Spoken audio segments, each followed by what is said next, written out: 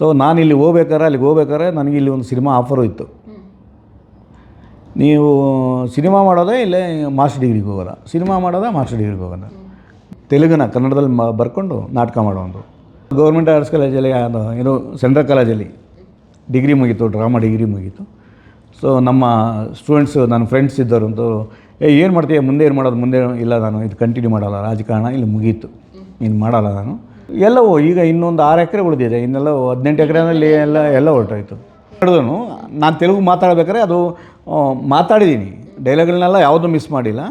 ಅಭಿನಯ ನನಗೆ ಮಾಡೋದು ಗೊತ್ತು, ಅಭಿನಯ ಮಾಡಿದ್ದೀನಿ. ಆದರೆ ಆ ಆಕ್ಸೆಂಟು ಆ ಕ್ಯಾರೆಕ್ಟ್ರಿಗೆ ಅಲ್ಲಿನ ರಾಜಕಾರಣ ಆಗಲೇ ಅಲ್ಲಿನ ಜಾತಿ ರಾಜಕಾರಣ ಇವೆಲ್ಲ ಅಲ್ಲಿ ಶುರುವಾಯಿತು. ಯೂನಿವರ್ಸಿಟಿ ಒಳಗಡೆ ಸೆಂಟ್ರಲ್ ಕಾಲೇಜಿಗೆ ಬಂದಾಗ, ಯೂನಿವರ್ಸಿಟಿ ಹಂತದಲ್ಲಿ ಬಂದಾಗ ನನಗೆ ಬೇಸರ ಅನ್ನಿಸ್ತು. ಯಾಕೆ ನಾನು ಹೇಳಿಕೆಯಲ್ಲಿ ಕಲ್ಚರಲ್ ಬ್ಯಾಕ್ಗ್ರೌಂಡು ಒಳಗಡೆ ಇದ್ದೇ ಇತ್ತದು. ನಾನು ಹೇಗೇನು ಬಂದ DDM ಜಾಯ್ನ್ ಆದಾಗ ಮತ್ತು ನಾನು ಕಲ್ಚರಲ್ ಸಂಭ್ರಮ ಅಂತಬಿಟ್ಟು ಒಂದು ಆರ್ಗನೈಸೇಷನ್ ತೊಗೊಂಡೆ. ಆಮೇಲೆ ವೈಭವ್ ಅಂತ ಮಾಡಿದೆ. ಇಂಟರ್ ಕಾಲೇಜು ಕಲ್ಚರಲ್ ಕಾಂಪಿಟೇಷನ್ಸ್ ಮಾಡಿಸೋದು ಇವೆಲ್ಲ ಅಲ್ಲಿಂದ ಶುರುವಾಯಿತು. ಸೊ ಎಲ್ಲರೂ ನಮ್ಮನ್ನು ಗುರುಸ್ತರು. ನಾನು ಇಂಟರ್ ಕಾಲೇಜುಗಳಲ್ಲಿ ಎಲ್ಲ ಕಾಲೇಜುಗಳು ಸ್ಟೂಡೆಂಟ್ಸ್ಗಳನ್ನೆಲ್ಲ ಕರೆದು ಫೆಸ್ಟಿವಲ್ ಮಾಡೋದು, ಕಾಂಪಿಟೇಷನ್ಸ್ ಮಾಡೋದು, ಅವ್ರಿಗೆ ಪ್ರೈಸಸ್ ಕೊಡೋದು, ಚೀಫ್ ಗೆಸ್ಟ್ಗಳನ್ನ ರಾಜಕಾರಣಿಗಳನ್ನ ಕರೆಯೋದು, ಇದೆಲ್ಲ ಮಾಡ್ತಾಯಿದ್ವು. ಆರ್ಟಿಸ್ಟ್ಗಳನ್ನ ಕರೆಯೋದು, ಸಿನಿಮಾ ಆ್ಯಕ್ಟರ್ಗಳನ್ನ ಕರೆಯೋದು.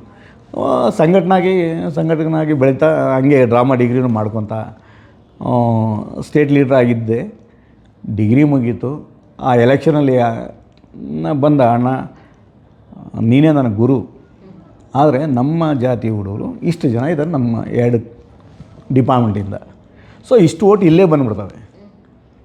ಸೊ ನಾನು ಡೆಫಿನೆಟಾಗಿ ಗೆಲ್ತೀನಿ, ಅದಕ್ಕೆ ಇನಾನಿಮಸ್ ಮಾಡ್ಕೊಳ್ಳೋಣ, ನೀನು ಜನರಲ್ ಸೆಕ್ರೆಟರಿ ಆಗು, ನಾನು ಪ್ರೆಸಿಡೆಂಟ್ ಆಗ್ತೀನಿ ಅಂತ. ಆ ಹಿಂದೆ ಅದೇ ಹುಡುಗ ನಾನು 3 ಓಟಲ್ಲಿ ಯಾಕೆ ಸೋತಿದ್ದೆ ಅಂದರೆ ಅವನು ಒಬ್ಬ ಹುಡುಗನ ಅವನು ಆಪೋಸಿಟ್ ಕ್ಯಾಂಡಿಡೇಟಾಗಿ ನಿಂತಿದ್ದನ್ನು ಕಿಡ್ನಾಪ್ ಮಾಡಿಬಿಟ್ಟಿದ್ದ. ಕಿಡ್ನಾಪ್ ಅಂದರೆ ಅವತ್ತಿನ ದಿನಕ್ಕೆ ಕರ್ಕೊಂಡೋಗ್ಬಿಟ್ಟು ಎಲೆಕ್ಷನ್ ಬರದೇ ಮಾಡಿಬಿಟ್ಟಿದ್ದ ಅವನ್ನ.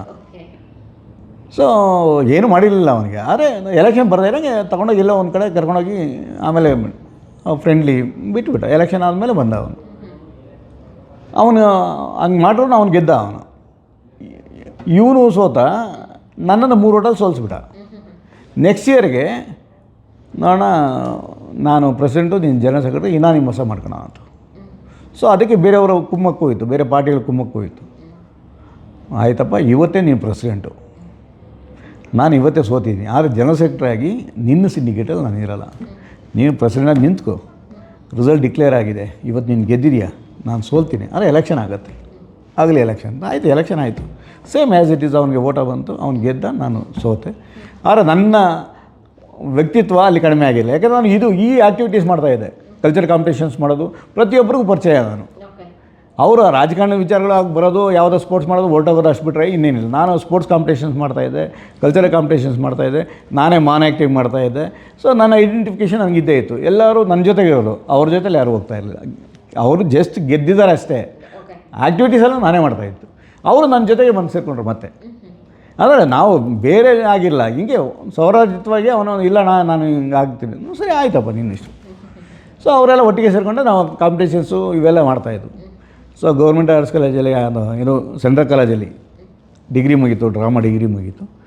ಸೊ ನಮ್ಮ ಸ್ಟೂಡೆಂಟ್ಸು ನನ್ನ ಫ್ರೆಂಡ್ಸ್ ಇದ್ದವರಂತೂ ಏನು ಮಾಡ್ತೀಯ ಮುಂದೆ, ಏನು ಮಾಡೋದು ಮುಂದೆ, ಇಲ್ಲ ನಾನು ಇದು ಕಂಟಿನ್ಯೂ ಮಾಡಲ್ಲ, ರಾಜಕಾರಣ ಇಲ್ಲಿ ಮುಗೀತು, ಇನ್ನು ಮಾಡಲ್ಲ ನಾನು, ನೋಡ್ಬೇಕು ಯೋಚನೆ ಮಾಡಬೇಕು. ನಾವು ಅಪ್ಲಿಕೇಶನ್ಸ್ ಸೆಂಟ್ರಲ್ ಯೂನಿವರ್ಸಿಟಿ ಅಪ್ಲಿಕೇಶನ್ಸು ತೊಗೊಂಡಿದ್ರು ಒಂದಿಬ್ಬರು ಹೆಣ್ಮಕ್ಳು ನನ್ನ ಬ್ಯಾಚ್ಮೇಟ್ಸೆ. ಒಬ್ಬರು ಹಾಕಿರು, ಇನ್ನೊಬ್ಬರು ನಾನು ಮಾಡಲ್ಲ, ನೀನೇ ಅಪ್ಲೈ ಮಾಡ್ಕೊಂಬಿಡು, ನೀನು ಹೋಗು ಅಂತ ನನಗೆ ಅಪ್ಲಿಕೇಶನ್ ಕೊಟ್ಟರು. ಅಪ್ಲೈ ಮಾಡಿದೆ. ಎಂಟ್ರೆನ್ಸು ಇಲ್ಲೇ ಆಯಿತು, ಬೆಂಗಳೂರಲ್ಲೇ ಆಯಿತು, ಅದೇ ಸೆಂಟ್ರಲ್ ಕಾಲೇಜಲ್ಲಿ ಆಯಿತು. ಎಂಟ್ರೆನ್ಸ್ ಮಾಡಿದೆ, ವಯೋಗೆ ಕರೆದ್ರು, ವಯೋಗೆ ಹೋದೆ. ಒಂದು 3-4 ಜನ ಹೋದ್ರಿ, ನನಗೆ ಸೀಟು ಸಿಕ್ತು ಅಲ್ಲಿ ಆ ಥರ ಇದೆ ಸೇಮ್. ನಮ್ಮ ಪರ್ಫಾರ್ಮಿಂಗ್ ಆರ್ಟ್ಸಲ್ಲಿ ಏನು ಅಂತಾರೆ, ಎಂಟ್ರೆನ್ಸ್ ಆದಮೇಲೆ ವಯೋ ಮಾಡ್ತಾರೆ. ಅಲ್ಲಿ ಅವರು ಕೇಳೋ ಪ್ರಶ್ನೆಗಳಿಗೆ ಉತ್ತರ ಕೊಡಬೇಕು, ಮತ್ತು ಅಭಿನಯ ಮಾಡಿ ತೋರಿಸ್ಬೇಕು. ಅಭಿನಯ ಮಾಡಿದ್ರು ಸೀಟ್ ಸಿಕ್ತು ನನಗೆ. ಸೊ ಅಲ್ಲಿ ಸೆಂಟ್ರಲ್ ಯೂನಿವರ್ಸಿಟಿ ಆಫ್ ಹೈದ್ರಾಬಾದ್ ಅದು. ಸೊ ಅಲ್ಲಿ ನೀವು ಹೊರಗಡೆಯಿಂದ ಔಟ್ ಆಫ್ ಸ್ಟೇಟಿಂದ ಬಂದಾಗ ನೋ ರಿಸರ್ವೇಷನ್, ವಿತಿನ್ ಸ್ಟೇಟಲ್ಲಿದ್ದಾಗ ರಿಸರ್ವೇಷನ್ ಇರ್ತದೆ. ಸೊ ಅದಕ್ಕೆ ನಂಗೆ ಸೀಟ್ ಸಿಕ್ಕಿದಾಗ ಇಲ್ಲ ರಿಸರ್ವೇಷನ್ ಸೀಟ್ ಸಿಕ್ಕಿದೆ ಅಂದ್ಬಿಟ್ಟು ಅಂದರು. ಅಂದ್ಕೊಳ್ಳಿ ನನಗೆ ಏನಾಗಬೇಕಾಯ್ತು, ನಾನು ಹೋಗಿದ್ದು ಸೀಟ್ ಸಿಕ್ಕಿತ್ತು. ಅದು ಮೆರಿಟಲ್ಲ, ಅದು ಎಂಟ್ರೆನ್ಸ್ ಆಗುತ್ತೆ, ಮೆರಿಟ್ ಹೋಗುತ್ತೆ. ನಂತರ ನಿಮ್ಮ ಬೆನಿಫಿಟ್ಸ್ಗೆ ಅದು ಅಲ್ಲಿ ನನಗೆ ಬೆನಿಫಿಟ್ ಇಲ್ಲ, ಯಾಕೆಂದರೆ ನಾನು ಔಟ್ ಆಫ್ ಸ್ಟೇಟನು. ಸೊ ಆವಾಗ ಗೊತ್ತಾಯಿತು ಇಲ್ಲ ಇದು ನನ್ನದು ಜನರಲ್ ಸೀಟೇ ಅಂತ. ಸೊ ಅದರ ಬಗ್ಗೆ ಯಾಕೆ ತಲೆ ಕೆಡಿಸ್ಕೊಂಡು ನನಗೆ ಅಗತ್ಯ ಇಲ್ಲ. ಮತ್ತು ಅಲ್ಲಿ ಯಾರು ಹೇಳೋರಿಲ್ಲ ಕೇಳೋರಿಲ್ಲ, ನಮ್ಮ ಪರಿಚಯ ಇಲ್ಲ. ಸೆಂಟ್ರಲ್ ಯೂನಿವರ್ಸಿಟಿ ಆಫ್ ಹೈದ್ರಾಬಾದು ದೊಡ್ಡ ಕಿರೀಟ ಅದು. ಆಗ ಇವತ್ತಿಗೂ ಅದು JNU first Hyderabad central university second ಪ್ಲೇಸಲ್ಲಿದೆ ಇಂಡಿಯಾದಲ್ಲಿ ಇವತ್ತಿಗೂ. ನಂತರ ಉಲ್ಟಾ ಪಲ್ಟಾ ಇರೋದು. ಕೆಲವೊಂದು ಸೈನ್ಸ್ ಫ್ಯಾಕಲ್ಟಿ ಎಲ್ಲ central university of Hyderabad, social ಸೈನ್ಸಲ್ಲೆಲ್ಲ JNU ರ್ಯಾಂಕಿಂಗಲ್ಲಿ ಇವತ್ತಿಗೂ ತುಂಬ ದೊಡ್ಡ ಯೂನಿವರ್ಸಿಟಿ. ಸೊ ಪರ್ಫಾರ್ಮಿಂಗ್ ಆರ್ಟ್ಸಲ್ಲಿ ನಮ್ಮ ಯೂನಿವರ್ಸಿಟಿ ಇಂಟರ್ನ್ಯಾಷನಲ್ ರ್ಯಾಂಕಿಂಗಲ್ಲಿದೆ ಅಲ್ಲಿ. ಅಂದರೆ ನಮ್ಮ university Hyderabad central university performing arts department. So ಅಲ್ಲಿ ನಾನು ಮಾಸ್ಟರ್ ಡಿಗ್ರಿ ಮಾಡಿಕೊಂಡು ಅಲ್ಲಿ ಒಂದು 3 ತಿಂಗಳು ನನಗೆ ಭಾಷೆ ಬರೋಲ್ಲ, ತೆಲುಗು ಸಿನಿಮಾಗಳು ನೋಡ್ತಾಯಿದ್ದೆ. ಯಾಕಂದರೆ ಅದು ದೇವಳಿ ಆದ್ದರಿಂದ ತೆಲುಗು ಸಿನಿಮಾಗಳು ದೇವಳಿಗೆ ಬರ್ತಾಯಿದ್ವು. ನಾನು ಸ್ಕೂಲ್ ದಿನಗಳಲ್ಲಿ ತೆಲುಗು ಸಿನಿಮಾಗಳು ನೋಡ್ತಾಯಿದ್ದೆ. ನಾನು ಅರ್ಥ ಆಗ್ತಾಯಿತ್ತು, ಮಾತಾಡೋಕ್ಕೆ ಬರ್ತಾಯಿರಲಿಲ್ಲ. ಅಲ್ಲಿ ಹೋಗಿ ಒಂದು 3 ತಿಂಗಳು ಸ್ವಲ್ಪ ಈಗ ಮಾಸ್ಕ್ ಹಾಕ್ಕೊಂಡು ಓಡಾಡ್ದಂಗೆ ಮೂಗಿನ ಥರ ಓಡಾಡ್ಕೊಂಡು ಇದ್ದೆ. ಆಮೇಲೆ ಅದು ಪರ್ಫಾರ್ಮಿಂಗ್ ಆರ್ಟ್ಸಲ್ಲ, ಸುಮ್ಮನೆ ಮಾತಾಡೋರು, ನಮಸ್ಕಾರ ಅದು ಇದು ಮಾಡ್ಕೊಂಡು ಇದ್ದೆ. ದಿನೇ ಒಂದೊಂದೇ ಲೈನು ನಾಟಕಗಳು, ಒಂದೊಂದೇ ಲೈನು ಕ್ಯಾರೆಕ್ಟರ್ ಮಾಡ್ಕೊಂಡು ಬರುತ್ತೆ, ಮಾತಾಡೋಕ್ಕೆ ಶುರು ಮಾಡಿದೆ. Major NSD national school of ಡ್ರಾಮಾದಿಂದ ಕೀರ್ತಿ ಜೈನ್ ಆಗ ಡೈರೆಕ್ಟರ್ ಇದ್ದರು, BV ಕಾರಂತರು ಮತ್ತು C ಬಸವಲಿಂಗಯ್ಯ, ಇಲ್ಲಿನ ಈ CB ಬಸವಲಿಂಗಯ್ಯ ಪ್ರೊಡಕ್ಷನ್ ಓರಿಯೆಂಟೆಡ್ ವರ್ಕ್ಶಾಪನ್ನ ಮಾಡೋದಕ್ಕೆ ಅಲ್ಲಿಗೆ ಬಂದರು. ಸೊ ಮ್ಯಾಕ್ಬತ್ ನಾಟಕನ ಅಲ್ಲಿ ತೆಲುಗಲ್ಲಿ ಮಾಡಿಸೋದಕ್ಕೆ ಸ್ಕ್ರಿಪ್ಟ್ನೆಲ್ಲ ಟ್ರಾನ್ಸ್ಲೇಟ್ ಮಾಡಿಸಿ ಬಸವಲಿಂಗಯ್ಯನವರು ಅಲ್ಲಿ ವರ್ಕ್ಶಾಪು, 1 ತಿಂಗಳು ವರ್ಕ್ಶಾಪು. ಅಲ್ಲಿ ನಾಟಕದಲ್ಲಿ ನಾನೇ ಅದು ಎಲ್ಲರನ್ನೂ ಇಂಟರ್ವ್ಯೂ ಮಾಡಿ ಕ್ಯಾರೆಕ್ಟರ್ಗಳು ಡಿಸ್ಟ್ರಿಬ್ಯೂಷನ್ ಮಾಡ್ಬೇಕಾದ್ರೆ ನಾನು ತೆಲುಗು ಬರಲ್ಲ ಅಂತ ನಾನು ದೂರ ಉಳ್ಕೊಂಡಿದ್ದೆ. ಇಲ್ಲ ನೀವು ಸ್ಕ್ರಿಪ್ಟನ್ನು ಇದು ಮಾಡ್ಕೊಂಡು ಮಾಡಬೇಕು ಹಾಗೆ. ಆಯಿತು ನೋಡುವ ಅಂತಂದ್ಬಿಟ್ಟು ಇನ್ವಾಲ್ವ್ ಆದ್ವಿ. ನನ್ನ ಜೊತೆಲಿ ನಮ್ಮ ಕರ್ನಾಟಕದ ಹುಡುಗಿ, ನಮ್ಮ ಬ್ಯಾಚ್ಮೇಟ್ ಡ್ಯಾನ್ಸ್ ಹುಡುಗಿ ಒಂದು ಇತ್ತು, ಆ ಹುಡುಗಿ ಲೇಡಿ ಮ್ಯಾಕ್ಬತ್ತು, ನಾನು ಡಂಕನ್ ಕ್ಯಾರೆಕ್ಟರ್ನ ಮಾಡಿದೆ ತೆಲುಗಲ್ಲಿ. ಸೊ ಚೆನ್ನಾಗಿ ಪ್ರೊಡಕ್ಷನು ಚೆನ್ನಾಗಿ ಬಂತು, ದೊಡ್ಡ ಹೆಸರು. ಯಾಕಂದರೆ NSD national school of drama, ಅದು BV ಕಾರಂತರ ಮ್ಯೂಸಿಕ್ಕು, ಬಸವಲಿಂಗಯ್ಯನವರು ಡೈರೆಕ್ಟ್ರು, ಇಕ್ಬಾಲ್ ಅಹ್ಮದ್ ಮೂವ್ಮೆಂಟು, ಗುಂಡಣ್ಣ ಅದು ಮ್ಯಾನೇಜರು, ದೊಡ್ಡ ಹೆಸರು, ದೊಡ್ಡ ಸ್ಟಾಲ್ವರ್ಡ್ಸು. ಕೀರ್ತಿ ಜೈನ್ ಡೈರೆಕ್ಟ್ರು. ಸೊ ರವೀಂದ್ರ ಭಾರತಿ ಅಂತ ಇದೆ ಇಲ್ಲಿ ರವೀಂದ್ರ ಕಲಾಕ್ಷೇತ್ರ, ಅದೇ ಥರ ರವೀಂದ್ರ ಭಾರತಿ ಅಂತ ಅಲ್ಲಿದೆ. ಅಲ್ಲಿ ದೊಡ್ಡ ಶೋ ಆಯಿತು. ಹಿಂದೂ ಪತ್ರಿಕೆಯಲ್ಲಿ ದೊಡ್ಡ ಆರ್ಟಿಕಲ್ಗಳೆಲ್ಲ ಬಂದು ನಾಟಕದ ಬಗ್ಗೆ. ಸೊ ಅಲ್ಲಿಂದ ನಮ್ಮದು ಹಾಗೇ ಜರ್ನಿ ನಾಟಕದಲ್ಲಿ. ಮತ್ತು ನಾನು ಅಲ್ಲಿ ಒಂದು ನಮ್ಮ ಕನ್ನಡದ ಹುಡುಗರನ್ನೇ ಕ್ಯಾಂಪಸಲ್ಲಿ ಗುಡ್ಡ ಹಾಕ್ಕೊಂಡು ಕನ್ನಡ ನಾಟಕನ ಡೈರೆಕ್ಟ್ ಮಾಡಿದೆ. ಅಲ್ಲಿನೂ ನಾನು ಪ್ರೊಡಕ್ಷನ್ಗೆ ನಾನು ಕನ್ನಡ ನಾಟಕನೇ ಮಾಡಿಸಿದೆ. ಮೇಜರ್ ಪೇಪರ್ ಇರ್ತದೆ ಅದಕ್ಕೆ ಮಾಡಿಸಿದೆ.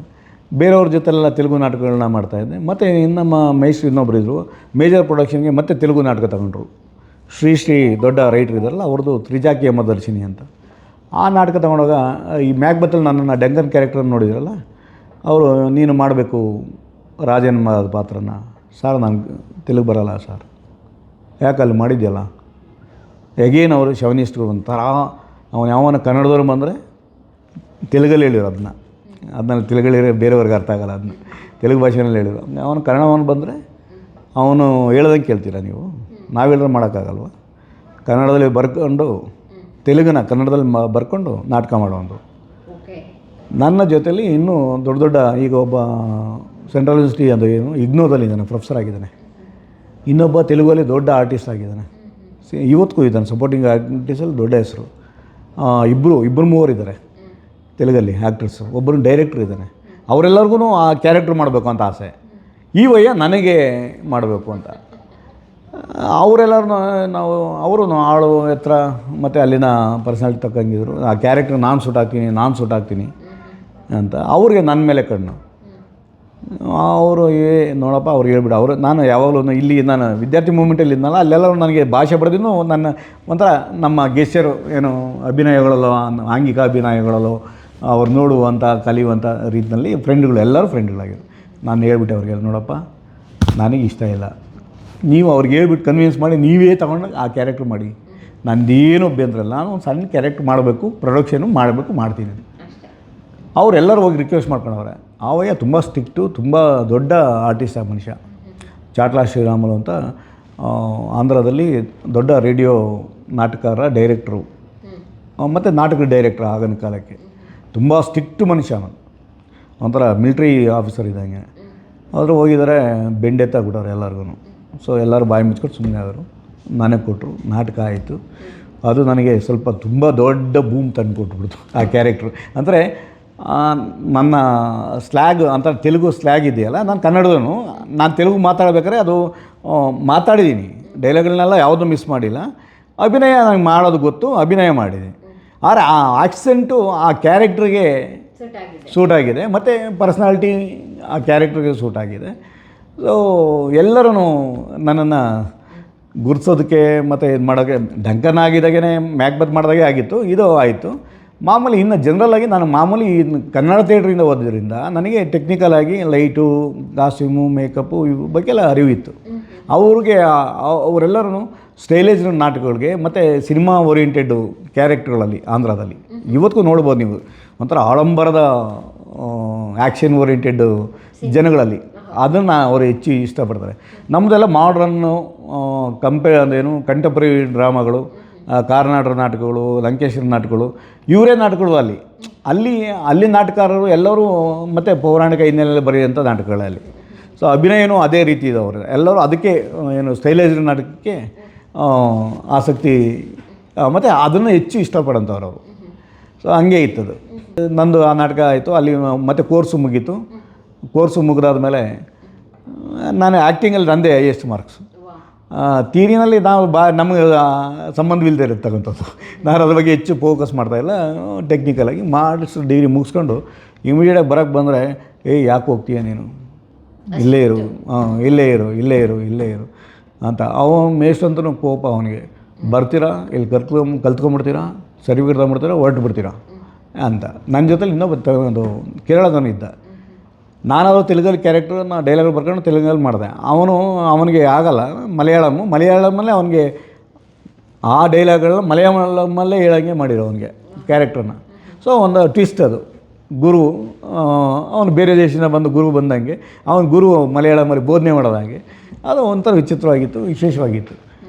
ಆ ನಾಟಕದಲ್ಲಿ ಈ ಕ್ಯಾರೆಕ್ಟರ್ ಬೇಕು ಅಂತ ಮಾಡಿದಾರಲ್ಲ, ಇವತ್ತು ಸಿನಿಮಾದಲ್ಲಿ, ತೆಲುಗು ಸಿನಿಮಾದಲ್ಲಿ ಸಾಕಷ್ಟು ಸಂಪಾದನೆ ಮಾಡೋ ಒಳ್ಳೆಯ ಹೆಸರುಗಳಿದೆ. ಶಿವನಾರಾಯಣ ಅಂತ, ಹರಿಶ್ಚಂದ್ರ ಅಂತ, ಅದು ಬಾಹುಬಲಿ ಅವರೆಲ್ಲ ಕ್ಯಾರೆಕ್ಟರೆಲ್ಲ ಮಾಡಿದ್ದಾರೆ ಅವರು.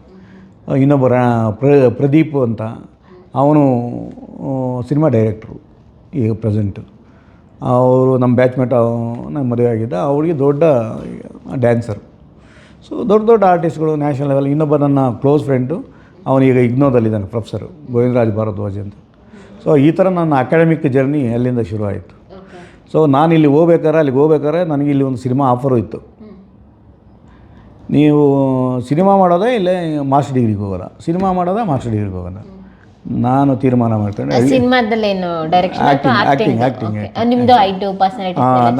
ಆ್ಯಕ್ಟಿಂಗ್ಗೆ ಮಾಡಲೇಬೇಕು ಅಂತ. ಈ ಹಿಂದೆ ಕೆ ಶಿವರಾಮ ಅಂತಂತರು ತಿಳ್ಕೊಂಡ್ರಲ್ಲ, ಅವರು ಫಸ್ಟ್ ಸಿನಿಮಾ ಅದು. ಅದರಲ್ಲಿ ನನಗೆ ಆಫರ್ ಬಂದಿತ್ತು. ಬಸವರಾಜ್ ಕೇಸ್ತೂರು ಅಂತ ನಿರ್ದೇಶಕರು. ಆಯಿತು ಅಂತ ಹೇಳಿ, ಹೌದು ಓಕೆ ಅಂತ ಹೇಳ್ಬಿಟ್ಟು ತೀರ್ಮಾನ ಹೇಳ್ಬಿಟ್ಟೆ ನಾನು. ಸಾರಿ, ನಾನು ಮಾಸ್ಟರ್ ಡಿಗ್ರಿ ಮುಗಿಸ್ಕೊಂಬರ್ತೀನಿ, ಆಮೇಲೆ ನೋಡ್ತೀನಿ, ಈಗ ಸದ್ಯಕ್ಕಂತೂ ನಾನು ಮಾಡೋದಿಲ್ಲ. ಹೆಂಗೆ ಸರ್, ಸಿನಿಮಾಕ್ಕಿಂತ ಮಾಸ್ಟರ್ ಡಿಗ್ರಿ ಮುಖ್ಯ ಆಗಿತ್ತಾ ಸರ್ ನಿಮಗೆ? ನಾನು ಇಲ್ಲಿ ನನ್ನ ಅನುಭವಗಳಿದ್ವಲ್ಲ, ಯೂನಿವರ್ಸಿಟಿ ಸೆಂಟ್ರಲ್ ಕಾಲೇಜಲ್ಲಿ, ಗೌರ್ಮೆಂಟ್ ಆರ್ಟ್ಸ್ ಕಾಲೇಜಿನ ಅನುಭವಗಳಿದ್ವು. ಮತ್ತು ನಾನು DDM ಡಿಪಾರ್ಟ್ಮೆಂಟಲ್ಲೇ ಇರಬೇಕಾದ್ರೆ, ಡ್ರಾಮಾ ಮಾಡಬೇಕಾದ್ರೆ, ಈಗಿನ ಬಿ ವಿ ರಾಜಾರಾಮ್ ಇನ್ನೂ ಇದ್ದಾರೆ, ಆರ್ ಟಿ ರಮ್ಮ, ಅವರೆಲ್ಲ ನಮ್ಮ ಟೀಚರ್ಸು, ದೊಡ್ಡ ಕಲಾವಿದರು ನಮ್ಮ ಟೀಚರ್ಸ್ ಆಗಿದ್ದರು. ಆದರೆ ಅವ್ರ ಜೊತೆಲಿ ನಾಟಕ ಮಾಡಿದೆ ನಾನು ಅವ್ರ ಜೊತೆಯಲ್ಲಿ. ಸೊ ಅವ್ರಿಗೂ ಒಂದು ಕಡೆ ಕೆಲವರಿಗೆ ಆಸಕ್ತಿ ಇರಲಿಲ್ಲ ನಾನು ಅಲ್ಲಿ ಆ ಡಿಪಾರ್ಟ್ಮೆಂಟಲ್ಲಿ ಕಂಟಿನ್ಯೂ ಆಗೋದು. ಇವನು ಇಲ್ಲೇ ಇರ್ಬಿಟ್ರೆ ಇವನು ಇಲ್ಲೇ ಕಚ್ಕೊಂಡ್ಬಿಡ್ತಾನೆ ಅಂತನಂಥದ್ದು ಇತ್ತೇ ನಮ್ಮ ಫೀಲಿಂಗ್ ಅವ್ರಿಗೆ. ಆದರೆ ನನಗೆ ಎಲ್ಲೋ ಒಂದು ಕಡೆ ಇವರು ನನ್ನ ಬೇಕು ಅಂತ ಅವಾಯ್ಡ್ ಮಾಡ್ತಾ ಇದ್ದಾರೆ ಅಂತ ಹೇಳ್ಬಿಟ್ಟು ನಾನು ಅಕಾಡೆಮಿಕ್ಕಾಗಿ ನುಗ್ಗಬೇಕು ಅಂತ ಪ್ಲ್ಯಾನ್ ಮಾಡಿಕೊಂಡು ಹೊರಟೆ. ನನಗೆ ಯಾಕೆಂದ್ರೆ ನಾನು ಹಳ್ಳಿಯಿಂದ ಬಂದಂಥವ್ನು. ಇವತ್ತು ನಾನು ಹೋಗಿ ಇವತ್ತಿನ ದಿನಕ್ಕೆ ಹೋಗ್ಬಿಟ್ಟು ನಾಳೆ ದಿನ ನನಗೆ ಅಲ್ಲಿ ಅವಕಾಶಗಳು ಸಿಗಲಿಲ್ಲ ಅಂತಾರೆ. ನನ್ನ ಸಮಯ ಆಗಲೇ ನಾನು ವಿದ್ಯಾರ್ಥಿ ನಾಯಕನಾಗಿ ಸಮಯ ವೇಸ್ಟ್ ಮಾಡ್ಕೊಂಡಿದ್ದೆ 3 ವರ್ಷ. ಸ್ಟೂಡೆಂಟ್ ಲೀಡ್ರಾಗಿ ಒಂದು ಡಿಗ್ರಿ ಆಯಿತು, ಇನ್ನೊಂದು ಡಿಗ್ರಿಗೆ ಕಂಟಿನ್ಯೂ ಆಗಿದ್ದೀನಿ. ಸೊ ಇನ್ನು ಮುಂದೆ ಟೈಮ್ ವೇಸ್ಟ್ ಮಾಡಿಕೊಂಡ್ರೆ ನಾನು ಬದುಕಬೇಕಲ್ಲ, ನನಗೆ ಹೊಟ್ಟೆ ಬಡಬೇಕಲ್ಲ. ನಾನು ಮತ್ತೆ ಹೋಗಿ ರೈತನಾಗಿ ಕೆಲಸ ಮಾಡೋದಕ್ಕೆ ಆಗಲೇ ಶುರುವಾಗಿತ್ತು, ಇಂಟರ್ನ್ಯಾಷನಲ್ ಏರ್ಪೋರ್ಟ್ ಆಗ್ತದೆ ಅಂತ. ಲ್ಯಾಂಡ್ಸ್ ಎಲ್ಲ ಅಕ್ವೈರ್ ಮಾಡೋಕ್ಕೆ ಶುರು ಮಾಡಿದರು, ಬದುಕು ಕಟ್ಕೊಳ್ಬೇಕಲ್ಲ. ಸೊ ಮತ್ತು ಎಲ್ಲವೂ ಈಗ ಇನ್ನೊಂದು 6 ಎಕರೆ ಉಳಿದಿದೆ, ಇನ್ನೆಲ್ಲ 18 ಎಕರೆನಲ್ಲಿ ಎಲ್ಲ ಹೊರಟೋಯ್ತು. ಸೊ ನಮ್ಮದು ಅವಿಭಕ್ತ ಕುಟುಂಬ ಅಲ್ವಾ, ನಮ್ಮ ದೊಡ್ಡಪ್ಪ ಚಿಕ್ಕಪ್ಪ ಎಲ್ಲರದು ಡಿವೈಡ್ಗಳಾಯಿತು, ಎಲ್ಲವೂ ಹೋಯಿತು. ಈಗ ಒಂದು 6 ಎಕರೆ ಮಾತ್ರ ಉಳ್ಕೊಂಡಿದೆ.